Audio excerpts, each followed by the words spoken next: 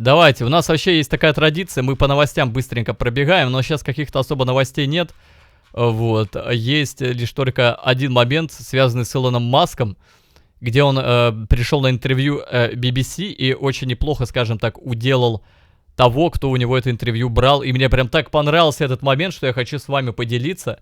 Я не знаю, видели вы это или нет, но это прям интересно вышло. Давайте посмотрим вот этот кусок. И вот вы скажете, вы вообще согласны, не согласны? Давайте. И вы сами, да, прочитайте субтитры, я надеюсь. У вас же есть глаза, есть мозг. Вот, поэтому читайте. I mean, I would only just add that, you know, we have spoken to people who have been sacked that used to be in content moderation, and we've spoken to people very recently who were involved in moderation. Вопрос к вам, ребят, вы Твиттером пользуетесь? Вы в Твиттере часто сидите? Я понимаю, он вроде заблокирован в России, но тем не менее. Окей, большинство нет. Вы как считаете, после того, как Илон Маск выкупил Твиттер, там начались какие-то, может быть, проблемы с агрессией, стало больше ненависти, меньше модерации, вот, и так далее? Что там, соответственно, унижают, там кого-то принижают, ЛГБТ и так далее? Да?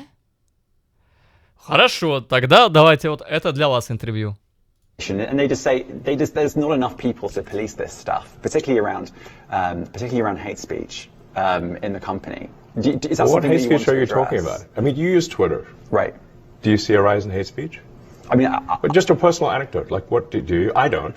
Personally, for you, I would see I get more of that kind of content, yeah, personally. But I'm not going to talk to the rest of for the rest of Twitter. So you see more hate speech personally. I would say I would see more hateful content in that. Content you don't like or hateful? What do you mean to describe a hateful thing?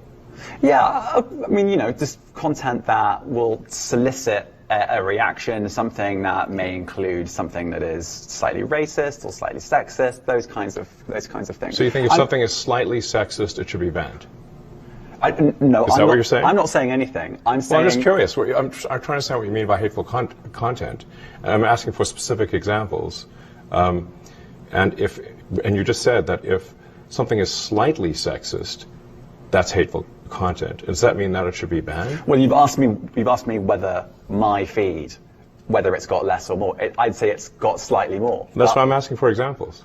Can you name one example? I honestly don't. Honestly, I you don't. Can't name a single example. I'll tell you why. Because I don't actually use that feed anymore. Because I just don't particularly like it. But you said actually, a lot of people are quite similar. I only look at hang on a second. my You said you've seen more hateful content, but you can't name a single example, not even one. I'm not sure I've used that feed for the last 3 or 4 weeks. And well, then how did you see the hateful content? Because I've been using Twitter since you've taken it over for the last 6 months. Okay, so then you must have at some point seen for you hateful content. I'm asking for one example. Right. And you can't give a single one. And I'm saying then I say, sir, that you don't know what you're talking about. Really? Yes, because you can't give a single example of hateful content, not even one tweet, and yet you claimed that the hateful content was high. Well, that's false. No, what I claimed. You just lied. What I claimed was.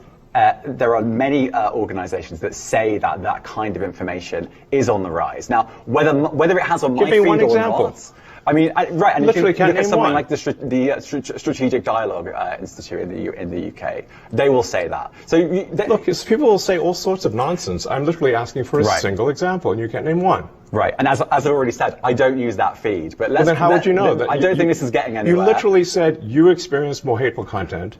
And then couldn't name a single example. Right, and as I said, that's absurd. I haven't actually looked at that feed. Then how would you know there's hateful content? Because I'm saying that's what I saw a few weeks ago. I can't give you an exact example. Let's move on. We only have a certain amount of time. COVID misinformation. You changed the COVID misinformation. Has BBC changed? В Твиттере сбились алгоритмы, теперь твиты с ссылками на нежелательные источники без картинок про войну идут вниз. Просто идут вниз, просто и люди не могут продвигать себя. Это все произошло после прихода Илона. Там выложили коды алгоритмов Твиттера, где указано, что там вшито уже не выдвигание в топ темы войны в Украине, именно про Украину уменьшать появление в ленте. А, да, реально? А если про Россию, что тогда? Только что в чате писали, что там русских обсирают в Твиттере. И типа это, ну, тоже никак не модерируется там и так далее. Ну, обсирает, имеется в виду, там жестко желать смерти и так далее. Вот. Чекни стрим инсайд. Да я только что чекал. Хуйня ебаная какая-то. Читаешь экспертов и чат. А с кем мне общаться на своем стриме? Я, естественно, с чатом общаюсь. Господи, блядь. Мне Илона Маска надо позвать на стрим или что? Могу, блядь. После каши ко мне любой придет. Илон Маск тем более. Кто Каша, кто Илон Маск, естественно, блядь. Илон Маск под столом. The BBC does not set the rules on Twitter, so I'm asking you. No, I'm talking about the BBC's misinformation about COVID. I'm literally asking you about, you changed the labels, the COVID misinformation labels. There used to be a policy, it then disappeared. Why do that? Okay, COVID is no longer an issue.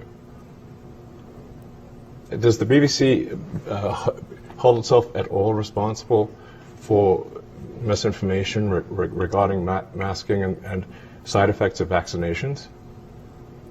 And not reporting on that at all? And what about the fact that the BBC was put under pressure by the British government to change its editorial policy? Are you aware of that? This is not an interview about the BBC. Oh, so you thought it wasn't? I see now why you've done Twitter Spaces. I am not a representative of the BBC's editorial policy. I want to make that clear. Let's talk about something else. You want to talk about the BBC? Вот такое вот интервью в BBC. Думаешь, надо ли модерировать контент в Твиттере, либо вообще дать полную свободу? Конечно, надо модерировать. Где-то грань, что надо удалять, а что нет. Надо модерировать. Блять, любой контент должен проходить какую-то модерацию. Но всему должна быть грань, потому что бывает такое, что, ну, как-то уж совсем чересчур эта модерация, она душит. Вот. И, возможно, Илон Маск это имел в виду, что есть ущемленки, да, которые, блядь, по каждому пердежу и пуку, блядь, считают, что надо всех забанить, всех заблокировать, потому что они обиженки. Вот. Ну, как бы, не знаю. Модерация должна быть, а как же, блядь, без нее? Возьмите что, ну, Телеграм, например, да, что там пишут в Z-пабликах люди. Вы бы хотели, чтобы их всех людей заблокировали за тот пиздец, что они пишут? Наверное, да, потому что они реально пишут, ну, полную хуйню. Это... Они переходят все границы. Что, не должна быть модерация? Да должна быть. В таком случае, конечно. Но есть случаи, где как бы, ну, блядь, извините, но... Ощущение такое, что скоро вообще нельзя будет просто мнение свое говорить. Мало ли кого-то задену, ущемлю, оскорблю. Мнением. Понимаете, да?